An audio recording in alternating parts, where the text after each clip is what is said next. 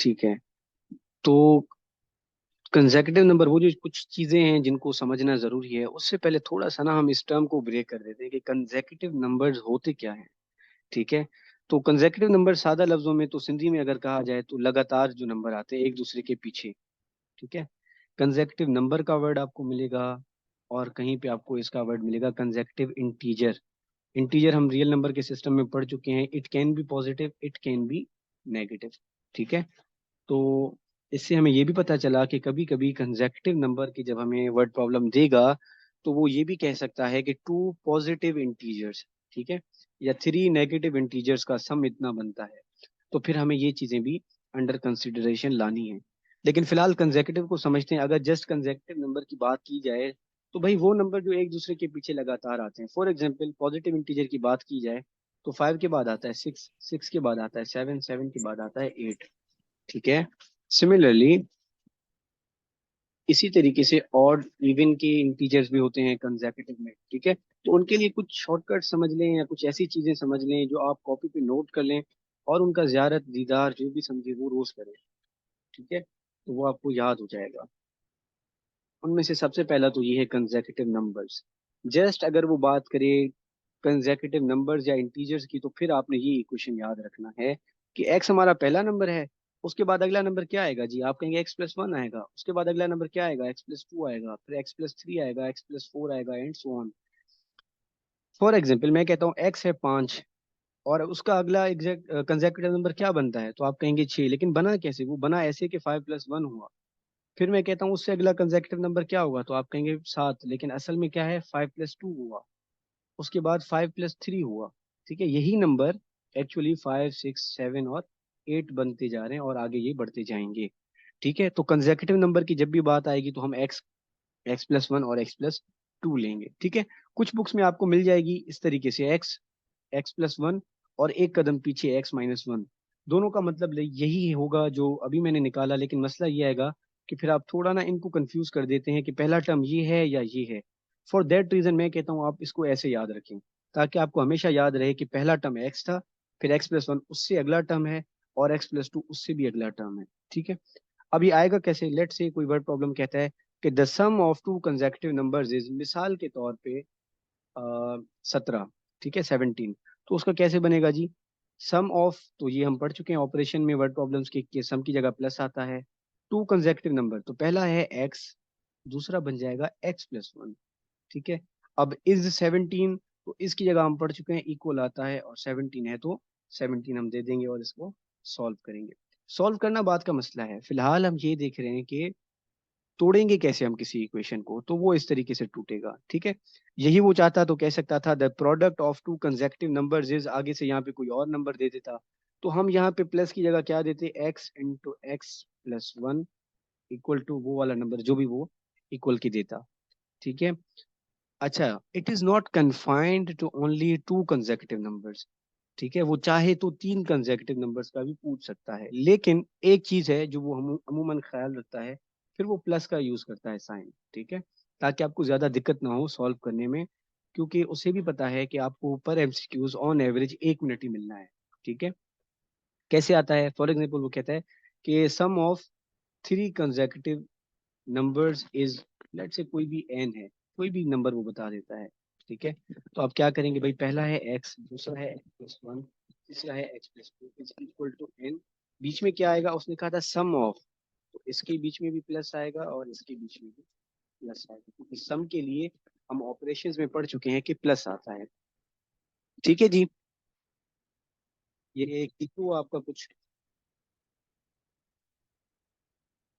अच्छा, consecutive number की word problem का ऐसे समझ लें, एक फायदा ये भी है कि इन केस आप इस इक्वेशन सॉल्व करने में दिक्कत होती है, तो अमूमन कंसेक्यूटिव जो नंबर्स हैं उनकी जो वर्ड प्रॉब्लम्स आते हैं ना, उनमें इक्वेशन अमूमन एक बनती है।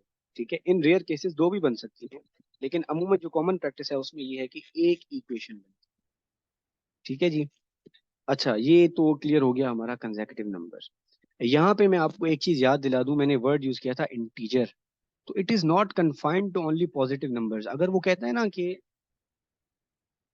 दो नेगेटिव इंटीजर्स हैं, उनका सम आ रहा है लेट से -17, तो फिर आपने x+1, ये तो वही रहेगा, लेकिन आपके नंबर अब नेगेटिव में आएंगे और नेगेटिव में आ सकते हैं, ठीक है। इसमें आपको परेशान होने की जरूरत नहीं होती, जो आंसर आएगा वही हम ले लेंगे। लेकिन अगर वो कहता है कि the product of two consecutive numbers is, let's say, मैं इसको इस तरीके से रखूंगा, इज मैं मिसाल के तौर पे कह देता हूँ 30, ठीक है। अब आपसे वो कहता है कि मुझे बताओ वो दो नंबर्स कौन से हैं, तो इसको सॉल्व करने के लिए आपका ये बन जाएगा समथिंग लाइक दिस, जो कि एक्चुअली एक क्वाड्रेटिक बन जाएगा, ठीक है। इसके लिए अब आपको क्वाड्रेटिक इक्वेशन भी आनी चाहिए सॉल्व करना, अगर नहीं आती तो भाई क्वाड्रेटिक फार्मूला जिंदाबाद, क्वाड्रेटिक फार्मूला इसका लगा दें। अगर आपको आता है तो वेल एंड गुड, नहीं तो क्वाड्रेटिक फार्मूला पे भी हम एक क्लास रख लेंगे, ठीक है। तो कहने का मकसद ये है कि इट इज नॉट नेसेसरी कि हमेशा जो एक्स की डिग्री हो वो वन हो, या एक्स का पावर जो हो वो वन हो, समटाइम्स वो टू भी हो सकता है, ठीक है। और दूसरा ये कि इट इज नॉट नेसेसरी कि जो नंबर्स आएंगे वो हमेशा पॉजिटिव है, वो नेगेटिव भी हो सकते हैं, ठीक है। फैक्टराइजेशन भी कर सकते हैं सर, यस, वाह, इट्स अप टू यू। जो मेथड आसान लगता है वो लगाएं, चाहे फैक्टराइजेशन करें, चाहे कंप्लीटिंग स्क्वायर लगाएं, चाहे क्वाड्रेटिक फार्मूला लगाएं, कुछ भी करें, उसे सिर्फ कंसेक्यूटिव नंबर्स की वैल्यू चाहिए। मेथड आपके ऊपर है, जो करें, चाहे तुक्का लगा दें, ठीक है।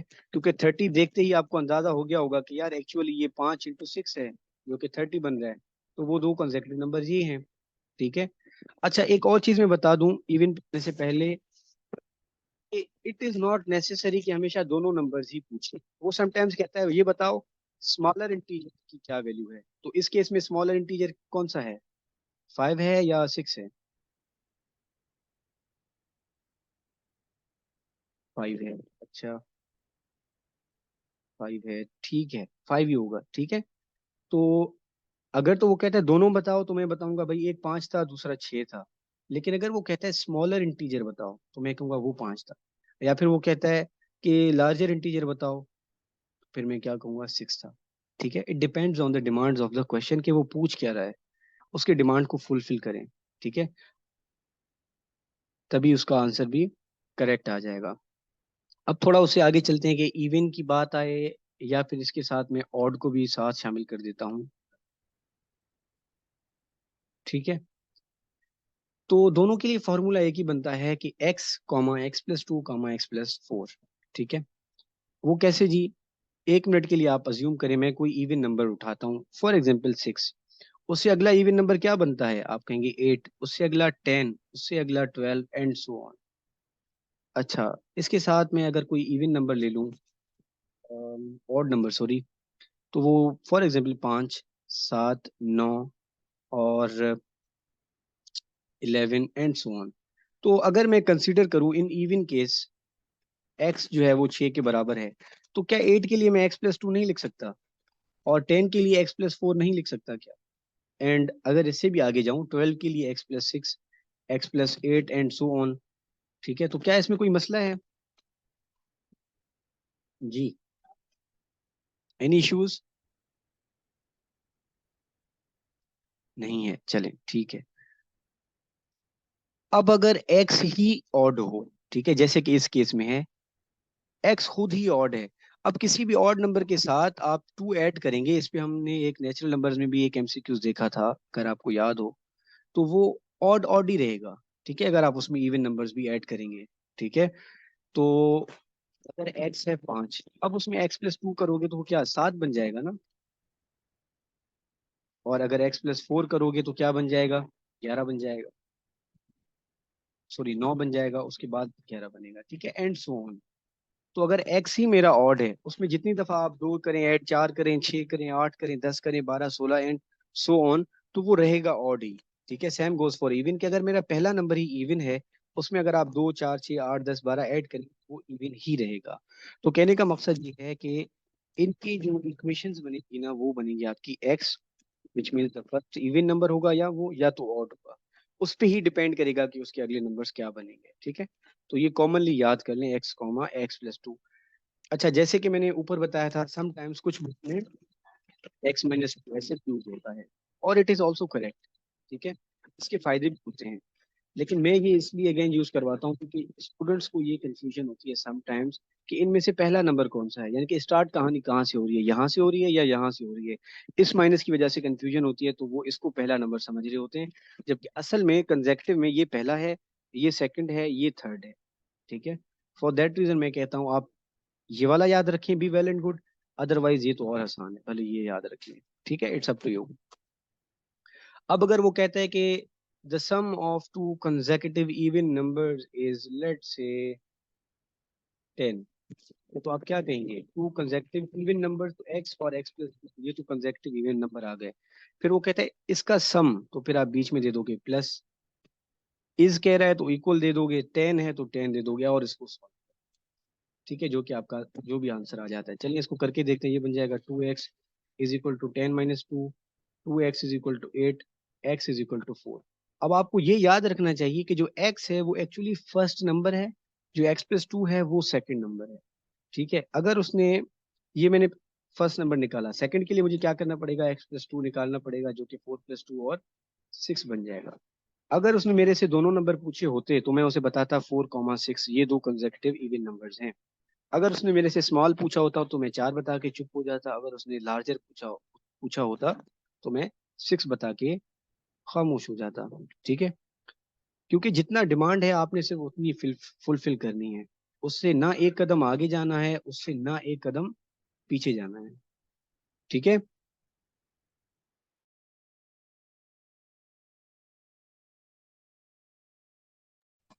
Any questions till now?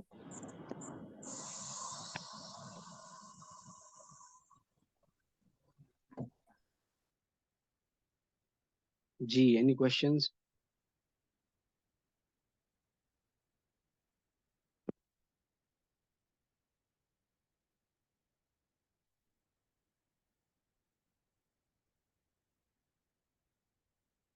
विशाल, आपका कोई क्वेश्चन था ऊपर? चले, लेट मी चेक इट।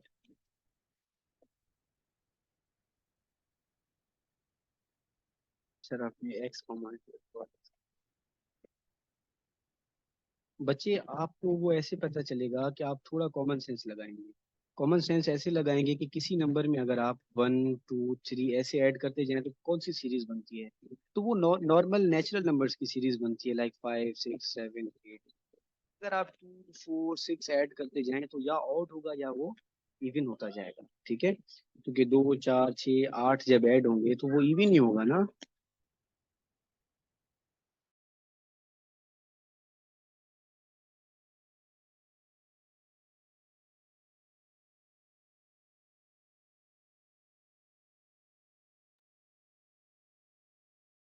और अगर उसने खुद कहा हुआ है ना कि इवन नंबर्स हैं, तो फिर आपने कॉमन सेंस लगानी है कि इनकी बात होती है।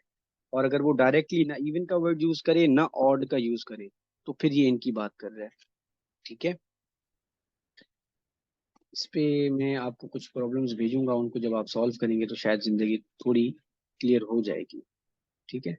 अच्छा हाँ, नेगेटिव का कंडीशन हो तो फिर क्या करना चाहिए? यार नेगेटिव का कंडीशन जब सम में आता है तो फिर तो उकदा खुल जाता है ना। मतलब दो नेगेटिव नंबर्स हैं, उनका सम क्या होगा? हमेशा नेगेटिव नंबर ही आएगा। मिसाल के तौर पे ले लेते हैं -5 -6, इनको अगर आप ऐड करेंगे तो लेट से ये समथिंग लाइक दिस बन रहा है। लेकिन यहाँ पे क्या बनेगा? -11 बनेगा। इसको सॉल्व बनेंगे तो आपके एक्स के वैल्यूज के दो आ जाएंगे, फिर तो मसला नहीं है। सम में इसका मसला नहीं आता। इसका मसला आता है जब प्रोडक्ट आप लेते हैं, कि आपने लेट से प्रोडक्ट लिया दो नंबर्स का। इक्वेशन बनाने से पहले मैं आपसे पूछ लेता हूँ अगेन, ठीक है, -5 और -6 इनका अगर प्रोडक्ट लिया जाए तो आंसर क्या बनेगा? जी, जिनका सवाल था स्पेशली वो बताएं। 30 बनेगा। ठीक है। तो ये जो 30 है ना, ये हमें थोड़ा कंफ्यूज कर देता है यार। ये तो पॉजिटिव का भी प्रोडक्ट अगर लिया जाए तो 30 आएगा, यानी कि जस्ट 5 तब भी 30 आता है, या -5 -6 फिर भी 30 आता है, फिर ये हमें कंफ्यूज करता है। उसके लिए क्या होगा कि बीच में जब हम सॉल्व करते हैं ना इक्वेशंस को, तो हमें एक्स की दो वैल्यू मिल जाएंगी। मतलब ऐसे किसी भी क्वेश्चन में जिसमें आपको वो नेगेटिव की बात करेगा, तो एक्स की एक वैल्यू आपको पॉजिटिव मिलेगी, एक आपको नेगेटिव मिलेगी। फिर इस क्वेश्चन में आप डिमांड देखेंगे, अगर उसने पॉजिटिव इंटीजर की बात की है तो आप इसको ड्रॉप कर देंगे, छोड़ देंगे, इस वाले नंबर को उठाएंगे। मैं मिसाल दे रहा हूँ, लेट से फॉर एग्जाम्पल आपके x का वैल्यू आया, एक आया 3, दूसरा आया -4। अब उसने कहा है जो x है वो कंसेक्यूटिव जो है नेगेटिव इंटीजर है, ठीक है। तो आप क्या करेंगे, इसको ड्रॉप कर देंगे, इसको कंसीडर करेंगे एज योर फर्स्ट नंबर। तो अगर x है -4, तो सेकंड इंटीजर नेगेटिव का क्या बनेगा, आप कहेंगे x+1 is equal to, x की जगह आएगा -4+1 विच इज -3। तो ये बात हो रही है -3 कामा -4। सिमिलरली अगर इसी क्वेश्चन में मैं सॉल्व करने के बाद मेरे पास 3 और -4 आंसर आ रहे हैं, उसकी डिमांड है कि बताओ पॉजिटिव इंटीजर्स कौन से बनेंगे। इस केस में मैं क्या ड्रॉप करूंगा, आप बताइए जल्दी से।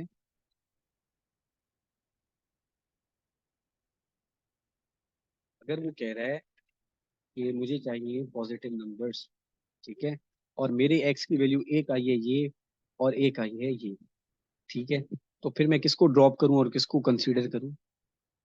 एग्जैक्टली नेगेटिव को ड्रॉप करूंगा, क्योंकि बात पॉजिटिव की उसने की है। अब अगर x3 है तो x+1 क्या होगा, आप कहेंगे 3+1 कर दो यार, जो कि बन जाएगा 4। सो x इज इक्वल टू 3, तो x+1 इज इक्वल टू 4, या यू टेल 3,4 कंसेक्यूटिव नंबर्स की बात हो रही है, ठीक है। अच्छा, अली वारिस का कोई सवाल था जो कि ऊपर चला गया। सर जब नेगेटिव इंटीजर्स बोलें तो कैसे होगा, नहीं मेरी जान, ये -2 आप खुद तो नहीं दे सकते ना, आपको यही रखना है, सीरीज यही रहेगी।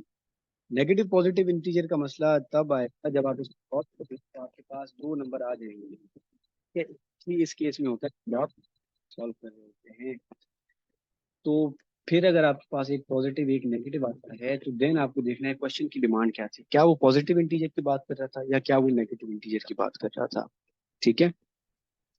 अच्छा, एक चीज मैं यहाँ पे और क्लियर कर दूं इसके एंड होने से पहले, कि भाई ये मैंने जो बनाए हैं ये आपको हर किताब में नहीं मिलेंगे, किसी किताब में ये इस तरीके से भी आपको मिल जाएगा, ठीक है। तो इन दोनों का मकसद और दोनों का मतलब या बात एक ही है। जो आपको आसान लग रहा है वो आप यूज करें, ये आसान लग रहा है ये यूज करें, ये आसान लग रहा है ये यूज करें। लेकिन फिर ये याद रखिएगा कि फर्स्ट टर्म यहाँ पे एक्स होता है लेकिन यहाँ पे x-2 होता है, ठीक है, इसका ख्याल रखिएगा। खैर, कुछ और चीजें उनको भी देख लेते हैं।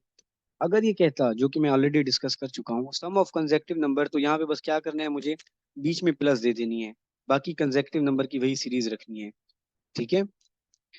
ये हम ऑलरेडी डिस्कस कर चुके हैं। अच्छा, दूसरा ये कि sum of consecutive even numbers की बात आए या ऑड नंबर्स की बात आए, इन दोनों केसेस में भी सिर्फ मुझे बीच में प्लस देना है, ठीक है। बाकी कंसेक्टिव इवन ऑड की जो हमने सीरीज ऊपर डिस्कस की है वही रहेगी।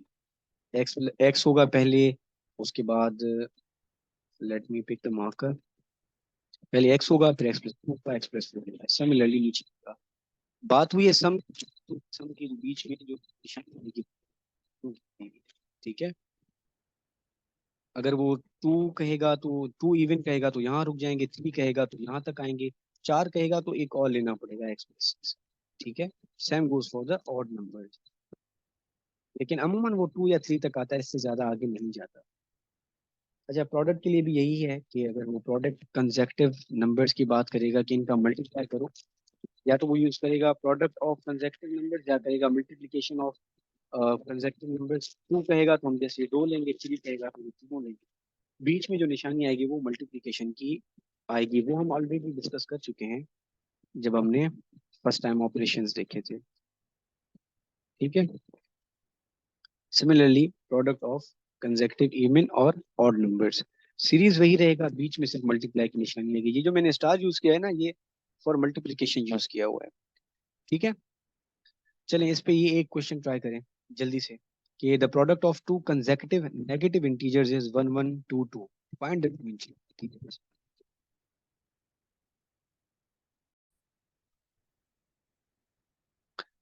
ठीक हो गया जी। तो पहले तो इसको हम दोबारा से इक्वेशन में तोड़ते हैं, कि the product of two consecutive integers negative integers is 1 1 2 2। तो the product of two consecutive negative integers is 1 1 2 2। अब ये चार चीजें हैं जिनको हम मैथमेटिकल स्टेटमेंट में कन्वर्ट करेंगे। प्रोडक्ट के लिए मैं बता चुका हूँ, आता है मल्टीप्लाई का ऑपरेशन, आएगा किसके बीच में, ऑफ के बाद वो नंबर मुझे मिल जाएंगे। वो नंबर हैं टू कंसेक्यूटिव इंटीजर्स, ठीक है। नेगेटिव हो या पॉजिटिव हो, आपको हमेशा ये ही रखने हैं, ठीक है। आप यहाँ पे माइनस अपनी तरफ से नहीं देंगे, ठीक है। तो ये बन जाएगा आपका x और इधर बन जाएगा x+1, ठीक है, इज इक्वल टू, इसकी जगह 1 1 2 2, 1 1 2 2 के फैक्टर्स निकाल लें, अभी हमने निकाले थे, दोबारा निकाल लेते हैं। तो वो बन जाएंगे, टू की टेबल इस पे जाएगी, 5 2 10, 6 2 12, एंड 2 1 2। उसके बाद 3 की टेबल गई थी, मेरे ख्याल से 187 आया था। फिर 11 की टेबल 17 टाइम और 17 की, ठीक है। इस तरीके से हमारे कुछ फैक्टर्स आए थे। अच्छा, इस साइड पे मैं इसको अगर क्लियर करूं तो ये एक क्वाड्रेटिक इक्वेशन में चेंज हो जाएगा, x × x x², और x+1 के साथ मल्टीप्लाई होगा तो प्लस का x। ये 1 1 2 2 इधर आएगा, प्लस का है तो यहाँ आके माइनस का 1 1 2 2 इक्वल टू 0 बन जाएगा। अब इनको मुझे ऐसे तोड़ना है इन फैक्टर्स को, ठीक है, कि मुझे बीच में +1 मिले, और उनको अगर मैं मल्टीप्लाई करूं तो माइनस का 1 1 2 2 मिले, ठीक है। जिन बच्चों को फैक्टराइजेशन आती है तो मेरे ख्याल से उन्हें ये बात पल्ले पड़ रही होगी कि मैं किस चीज़ की बात कर रहा हूँ, ठीक है। अदरवाइज ये है कि आप चाहें तो भले जाके क्वाड्रेटिक लगाएं और एक्स की वैल्यूज निकालें, दैट्स अप टू यू, ठीक है। कोई भी मेथड लगाएं, निकालें एक्स की वैल्यूज, हमें सिर्फ एक्स की वैल्यूज चाहिए, ठीक है। अच्छा, तो अगर इसको हम करें 3 11 और 2 17 करें तो क्या फैक्टर्स बनेंगे, 33 और 34, ठीक है। अच्छा, मुझे चाहिए जो वन होगा ना वो बड़ा नंबर हो, विच मीन्स कि जो बड़ा नंबर है वो मेरा पॉजिटिव होना चाहिए, और ये छोटा नंबर हो। इनको जब मैं ऐड कर रहा हूँ तो मेरा +1 आ रहा है, इनको जब मैं मल्टीप्लाई कर रहा हूँ तो मेरा नेगेटिव का 1 1 2 2 आ रहा है, और यही दो चीजें मुझे रिक्वायर्ड है, विच मीन्स कि मैं बीच वाला जो ये x है इसको इन दो फैक्टर्स में तोड़ सकता हूँ, ठीक है। ये पहला क्वेश्चन है इसलिए मैं इतना इन डेप्थ में जा रहा हूँ, आगे आपने ये करनी है। तो ये प्लस का 34x माइनस का 33x माइनस 1 1 2 2 इक्वल टू 0, तो वही रहेगा। इसके अब आप फैक्टर्स निकालें तो x कॉमन आ जाएगा, यहाँ बचेगा x+34, या -33 कॉमन निकालें और अंदर बचेगा x माइनस माइनस प्लस। अब अभी हमने फैक्टर्स निकाले थे ना, यहाँ पे आपने ये टेंशन नहीं लेनी कि 1 1 2 2 पे 33 की टेबल कैसे लगाऊंगा। भाई ये जो आपने फैक्टर्स निकाले थे ना, 33 कौन से फैक्टर्स बन रहे हैं, अगर मैं इनको देखूं तो वो बन रहे हैं 3 × 11, पीछे क्या रह गया है आपके 7, सॉरी 2 और 17, विच मीन्स के 34। तो 33 पे 34 मल्टीप्लाई होगा जब जाके आपका 1 1 2 2 आ जाएगा, तो यहाँ पे आप क्या देंगे बीच में, 34 दे देंगे, इक्वल टू 0 है। इसको अल्टीमेटली आप अगर सॉल्व करें तो आपका आंसर आ जाएगा x इज इक्वल टू, या ठीक ही करवा देते हैं, x+33 एक ब्रैकेट आएगा, x+34 दूसरा आएगा, इक्वल टू 0। अब ये ब्रैकेट्स याद रखें, मैं ये साइड वाला मिटा रहा हूँ।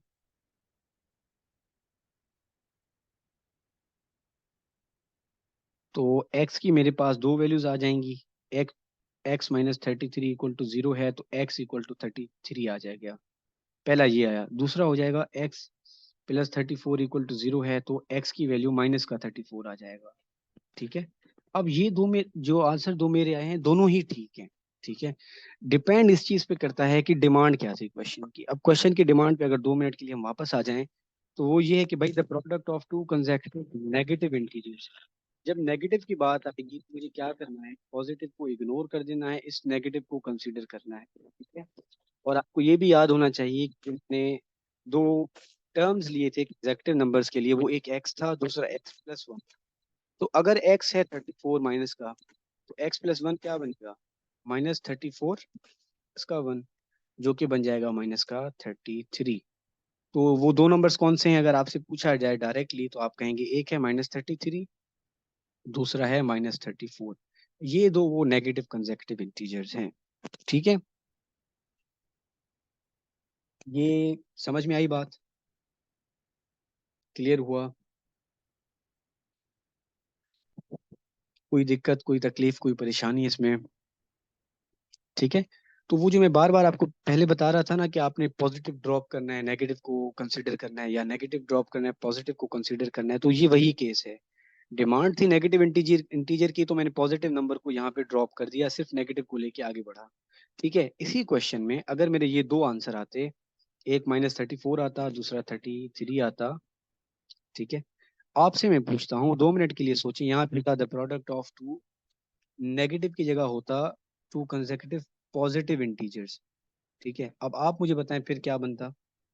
चलिए सबसे पहले तो ये बताएं, ड्रॉप कौन सा नंबर होता इन दोनों में से जो मेरे वैल्यूज निकले हैं। ड्रॉप कौन सा होता, पहले ये बताएं।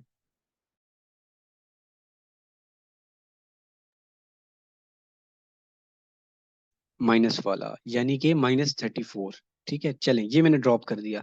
अब अगला स्टेप ये है कि मुझे बताएं भाई, फिर दो कंसेक्यूटिव पॉजिटिव इंटीजर्स वो कौन से हैं जिनका प्रोडक्ट लिया जाए तो 1122 आता है।